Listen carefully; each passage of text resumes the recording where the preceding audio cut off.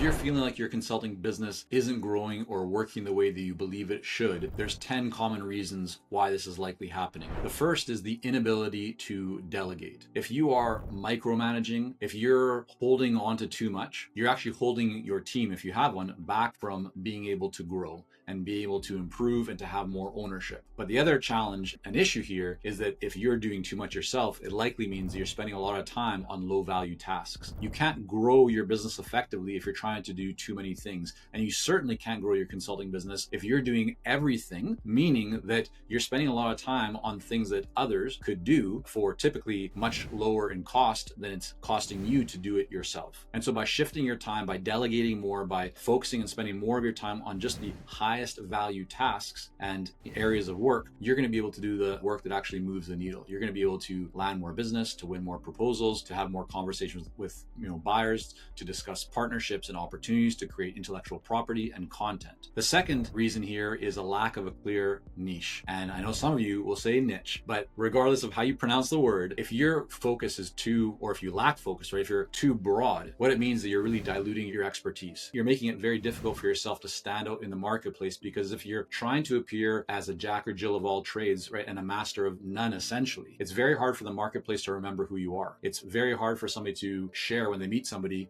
about you and why they should maybe connect with you or reach out to you, because they don't really know how to describe you. The other challenge is that you won't know how to describe yourself in an effective way, because you're going to try and think about all the different things you do for all the different kinds of people. Whereas the most successful consultants focus on solving one core problem with one core solution. And that's what they become known for. That's what they are world class at. That's what they build their whole business around. Then as they develop, they establish, and they grow, they're in a position as they build their team or they build their resources or infrastructure or systems to look at how they can broaden out and potentially work with more people or provide additional services. But trying to tackle too much all at once is usually a losing game. The next is limited marketing and sales efforts. If you're not marketing consistently, if you're not visible, if you're not getting out there and really getting on the radar of your ideal clients on a regular basis, you're going to typically have a pretty weak pipeline. The opposite of that is those who are getting out into the marketplace consistently. They're sharing content. They're speaking at events. They're hosting webinars or being a guest on webinars. They're a guest on a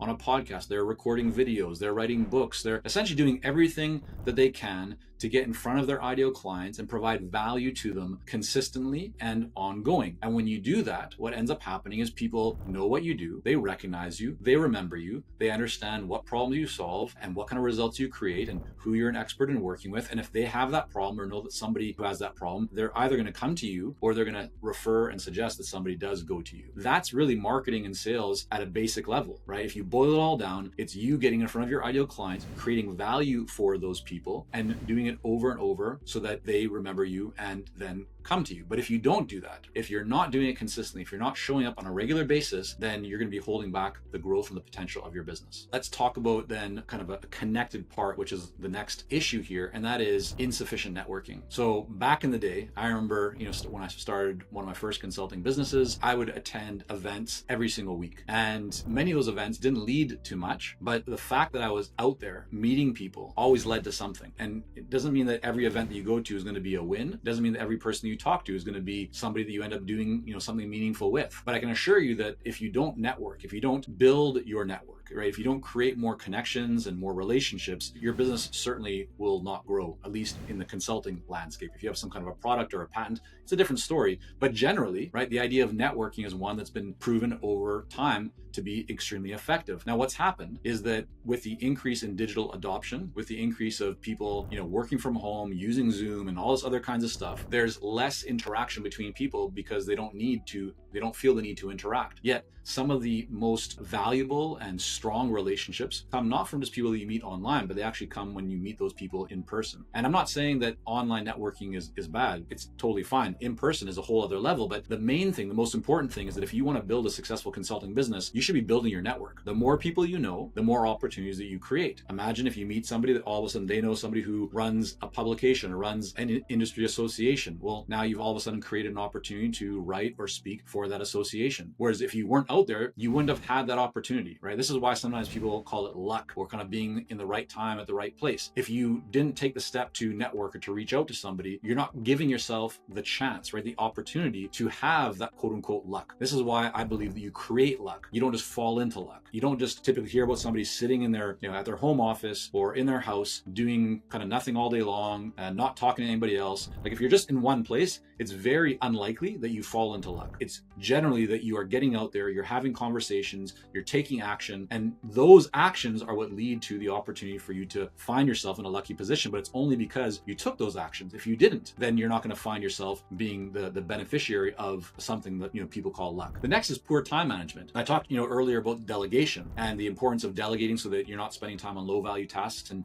you're instead spending your time on high value tasks. Poor time management. You look at everybody has 24 hours in a day, and some people have more requirements or just more things that they need to get done. If you have elderly parents you're taking care of, or you have children, or you have just other things that are pulling you in different directions, you may have less available time than somebody who's, call it, single with none of those kind of dependents. But regardless, everybody has 24 hours in a day. And what's interesting is that you can find people who have all kinds of, like, they're very busy. They have a lot of things going on, but yet they're still able to create more output. They're still able to, for example, write books or more articles or give talks or create content, right? Just do really great work. And you look at it and go, how's that possible that somebody can do so much more than others? And in almost all cases, it's because of how effective they are with managing their time. If you look at the amount of time that you spend being distracted, right? Consuming, like scrolling on Facebook or Instagram or TikTok, or watching random videos. And I know you're maybe watching a video right now or listening to this, but hopefully it's providing value to you. But generally, right, I think many of us spend time, and I'll include myself in that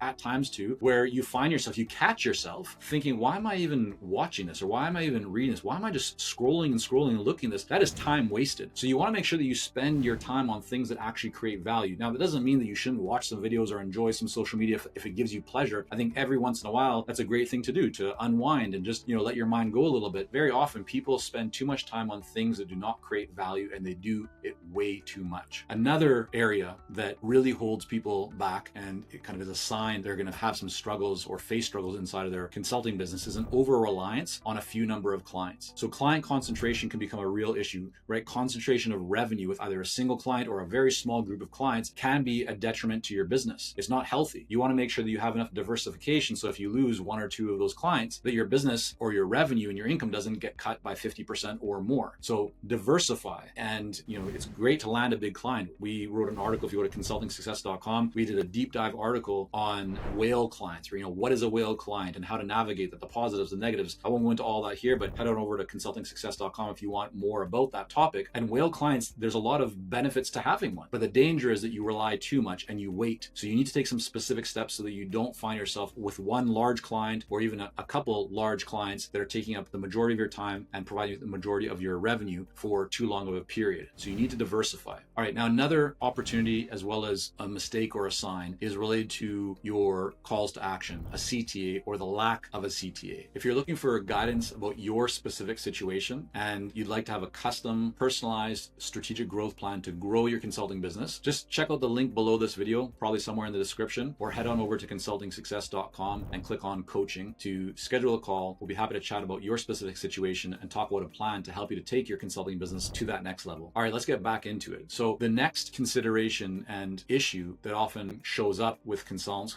whose businesses are not growing the way that they want is a fear of increasing their prices. And so they underprice their services. This not only limits their profitability, it also holds back their growth, right? The scarcity mindset that creeps in for so many people tells them that if I keep my prices lower, I'll be able to attract more people. The problem with that way of thinking is that great clients typically don't pay low prices, right? Great clients understand they need to invest more. And so generally the lowest paying clients are also the ones that cause the greatest headaches for you. And so if you think that by having low prices, you're going to grow your business, in the consulting business, that is almost the exact opposite in almost all the time. Your pricing also creating the perception for the level of quality that you provide. If your pricing is too low, that signals to the marketplace that your quality must also or may also be low. Whereas if you price at a premium level, it sends a signal to the marketplace that you must be very good at what you do if you're charging those prices. All of our studies at Consulting Success have shown that the average consulting firm needs somewhere between 5 and 20 clients per year to hit their revenue goals. In some cases it might be more, some cases it might be less, but going below 5 clients per year generally generally is not a good recipe, right? Too much client diversification, as I just talked about. But that being said, 5 to 20, right? You don't need a lot of clients. You're in a position where you can charge more because each client can be worth more to you. You're not a volume-based business, you're a value-based business. So understand that the best way, the fastest way for you to increase the profitability of your business, to grow your revenue, is not by launching new products and services. It's not by doing something innovative or radical. It's just simply increasing your fees. Now, your fees need to be justified through the value that you provide. I'm not just suggesting that you just increase your fees if the level that you're increasing them to isn't justified. That means that you need to provide value. You need to provide a significant return on investment for the clients that you're working with. But we have many consultants that come to us at Consulting Success, and when we look at their business and we do a diagnosis, it becomes very clear, right? It's very apparent that they're charging nowhere near where they should be. And what that means is that they're leaving a lot of money on the table. You might be leaving a lot of money on the table right now without having an optimized and kind of optimal pricing strategy. So don't be afraid to raise your prices. We're all dealing with inflation, right?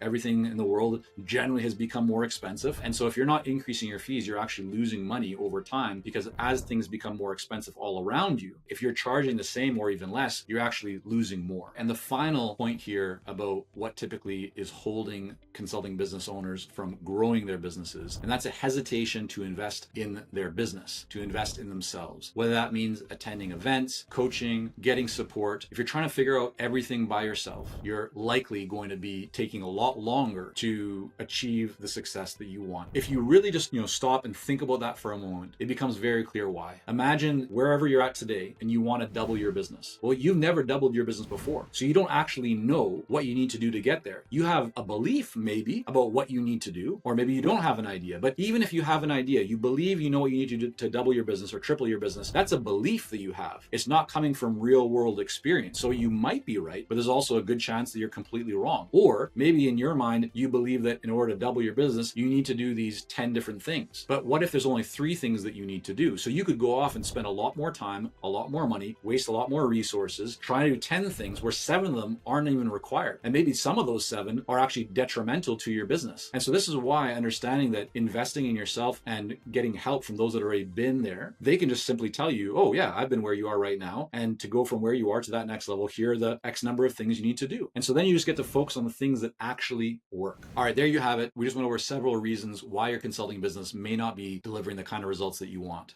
Fixing these issues will put you back on track to building a profitable and sustainable consulting business. If you'd like more guidance, I recommend watching this video where I share additional tips as I break down 15 years of consulting knowledge in 15 minutes. Enjoy.